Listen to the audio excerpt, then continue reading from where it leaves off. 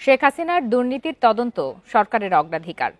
তার সরকারে চোরতন্ত্র প্রতিষ্ঠার ক্ষেত্রে সহযোগীদের মুখোশ উন্মোচন করা অন্তর্বর্তী সরকারের দায়িত্ব, এমনটি জানিয়েছেন প্রধান উপদেষ্টার প্রেস সচিব শফিকুল আলম।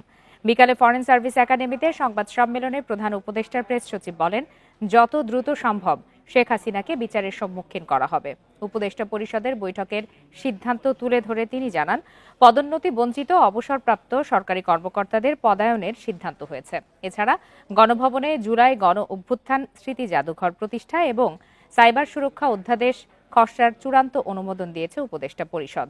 এ সময় প্রেস সচিব আরও বলেন, কোরিয়ার সাথে অংশীদারিত্ব চুক্তি স্বাক্ষর হবে, যা হবে বাংলাদেশের জন্য বড় উন্মুক্ত বাজার।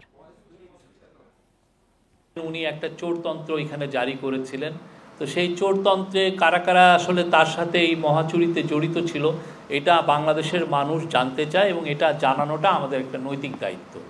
তো উনি কি পরিমাণ চুরি করেছেন সেটা অবশ্যই আপনার সামনে এটা জানতে পারবেন।